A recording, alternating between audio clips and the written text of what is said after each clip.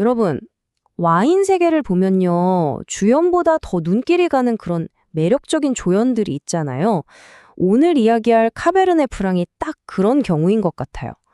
그런데 오늘은 이 품종이 더 이상 조연이 아닐 때, 그러니까 프랑스 루아르벨리라는 완벽한 무대에서 단독 주연으로 확 빛날 때의 모습을 제대로 한번 파헤쳐 보려고 합니다. 네, 맞아요. 언제나 든든한 조연. 그럼 이 포도는 대체 언제 주연이 될 수 있을까요? 자, 한번 제대로 파고들어보죠. 보통 우리한테 카베르네 프랑 하면 보르도 블렌딩의 일부 이렇게 기억하시는 분들이 많을 거예요.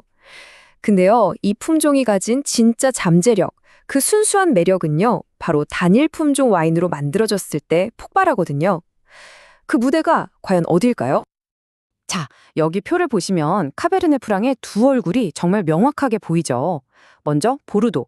여기서는 핵심적인 조연이에요. 카베르네 소비뇽보다 좀 일찍 익으니까 날씨가 서늘한 해에는 수확을 보장해주는 일종의 보험 같은 역할도 하고요. 허브의 향신료 같은 복합적인 풍미를 더해주는 역할도 하죠. 근데 루아르로 딱 넘어오면 이야기가 180도 달라집니다. 여기선 그 자체로 빛나는 완전한 주연 배우예요. 품종 고유의 쨍한 산도란 향긋한 아로마를 전면에 내세우면서 가장 순수한 그야말로 원조의 모습을 보여주는 거죠. 네, 그래서 우리의 무대는 바로 루아르벨리입니다. 카베르네 프랑이 진정한 주인공으로 거듭나는 곳이죠. 도대체 왜 이 서늘한 기후가 카베르네 프랑한테 이상적인 고향이 되는 건지 지금부터 한번 알아보겠습니다.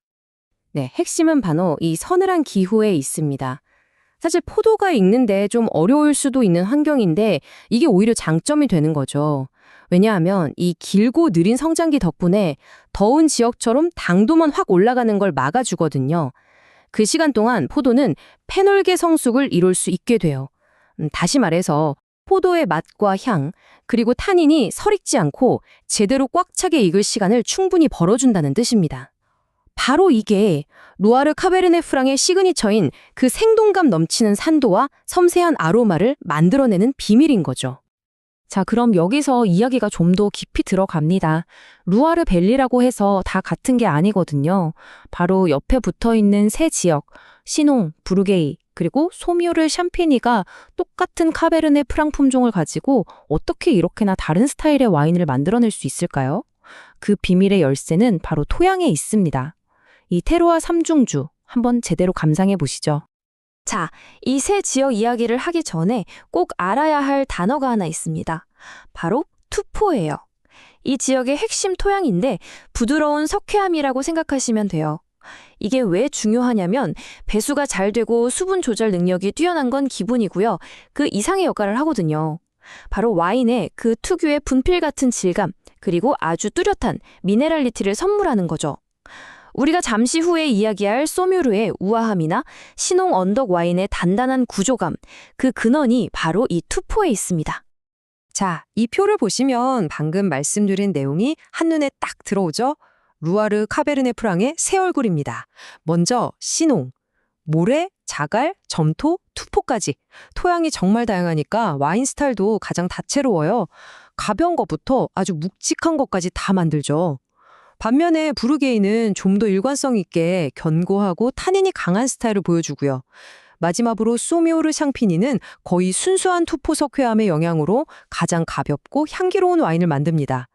이야, 토양이 어떻게 와인의 운명을 결정하는지 정말 드라마틱하게 보여주지 않나요? 그럼 신홍부터 한번 자세히 들여다볼까요? 여긴 정말 와인 메이커를 위한 완벽한 팔레트 같아요. 예를 들어 비엔강가 근처의 모래 토양에서는요. 가볍고 프루티한 라즈베리 향이 막 터지는 그런 와인이 나와요. 편하게 마시기 딱 좋죠. 그런데 언덕 위로 올라가서 점토랑 튜포 토양으로 가면 완전히 다른 와인이 탄생합니다. 수십 년도 걷더니 숙성할 수 있는 아주 힘있고 구조감 있는 와인이 만들어지는 거죠. 그러니까 같은 신홍이라는 라벨을 달고 있어도 포도밭이 어디냐에 따라 완전히 다른 와인을 만나게 되는 셈입니다. 자, 이제 강 하나만 딱 건너면 부르게이가 나옵니다. 신홍이 다채로운 매력을 가졌다면 부르게이는 좀 더 남성적이고 강건한 그런 뚝심 있는 이미지를 갖고 있어요. 이 지역의 자갈이랑 점토 토양이 와인에 더 짙은 과일 풍미, 그리고 흙이나 가죽 같은 복합적인 향을 더해주거든요. 탄닌 구조도 아주 탄탄해서 장기 숙성에도 정말 좋고요. 카베르네 프랑의 진짜 힘을 한번 느껴보고 싶으시다면 부르게이가 정답입니다. 자, 마지막 주자 소미르 샹피니입니다. 힘의 부르게이와는 정반대 매력을 가졌어요. 여기는 아까 말씀드린 그 투포 석회암 토양이 거의 전부라고 보시면 됩니다. 그 결과가 뭐냐고요? 와인이 마치 발레리나처럼 정말 우아하고 가벼워요. 입에 넣는 순간 신선한 붉은 베리향, 제비꽃 같은 꽃향기가 확 퍼지고요. 젖은 돌에서 나는 듯한 그 미네랄리티가 와인의 중심을 딱 잡아줍니다. 그야말로 섬세함의 끝판왕이라고 할 수 있겠죠? 지금까지 우리는 땅, 즉 테로아에 대한 이야기를 나눴죠. 그럼 이제는 사람, 바로 와인메이커의 손길에 대한 이야기로 넘어가 보겠습니다. 아무리 좋은 땅에서 단 포도라도 와인메이커가 어떤 선택을 하느냐에 따라 와인은 완전히 다른 얼굴을 갖게 되니까요. 로제부터 레드까지 그들의 손길이 어떻게 마법을 부리는지 한번 따라가 보시죠. 루아르에서는 카베르네 프랑으로 레드 와인만 만드는 게 아니에요. 아주 매력적인 로제 와인도 만든다는 사실. 특히 카베르네 당주라는 로제는 꼭 기억해 두셔야 해요. 살짝 단맛이 도는, 그러니까 오프 드라이 스타일로 유명한데요. 이게 왜 재밌냐면 카베르네 프랑 특유의 풋풋한 피망이나 오이 같은 향, 이걸 게르킨 효과라고도 부르는데 이 향과 와인의 잔단감이 절묘하게 균형을 맞추거든요. 그래서 달콤하면서도 동시에 상쾌한 정말 독특한 매력을 가진 로제가 탄생하는 겁니다. 루아르 레드와인 양조의 핵심 철학을 한 단어로 말하면 바로 순수함입니다. 모든 과정이 여기에 맞춰져 있어요.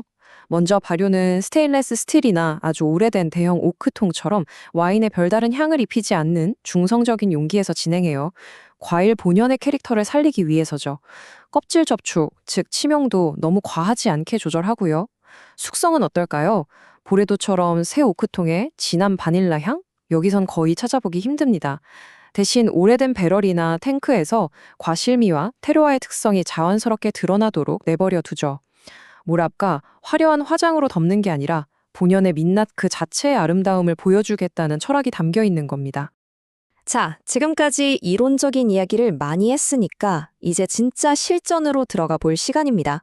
이 멋진 와인을 우리 식탁 위에서 어떻게 즐길 수 있을까?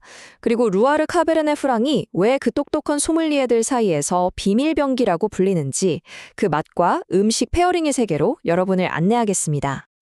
자, 여러분, 앞에 루아르 카베르네 프랑 한 잔에 놓여 있다고 상상해 보세요. 어떤 맛과 향을 기대할 수 있을까요? 코를 대면 먼저 라즈베리 같은 붉은 과실향, 제비꽃 향이 나고요. 살짝 피망 같은 풋풋함도 느껴질 거예요. 그리고 특히 연필심이라고 부르는 그 흑연향. 이거야말로 이 와인의 클래식한 시그니처죠. 입에 먹으면 와, 그 쨍하고 상쾌한 산도. 이게 바로 우리가 계속 얘기했던 서늘한 기후의 증거고요. 마지막 피니쉬에서 느껴지는 짭짤한 미네랄리티는 투포 토양이 주는 직접적인 선물입니다. 정말 모든 특징 하나하나가 테르와와 완벽하게 연결되어 있죠? 그럼 대체 왜 이 와인이 소믈리에들의 비밀병기라고 불릴까요? 정답은 바로 이 와인이 가진 다재다능함에 있습니다. 레드 와인인데도 불구하고 높은 산도와 부드러운 탄닌 덕분에 마치 화이트 와인처럼 음식 매칭의 폭이 엄청나게 넓어요. 기름진 음식의 느끼함은 산뜻하게 싹 잡아주고요. 다른 레드 와인이라면 묻혀버릴 수 있는 섬세한 채소 요리나 허브 요리와도 정말 환상적으로 어우러집니다. 어떤 음식이 나와도 자신 있게 추천할 수 있는 카드. 이게 바로 소믈리에들이 이 와인을 사랑할 수밖에 없는 이유죠.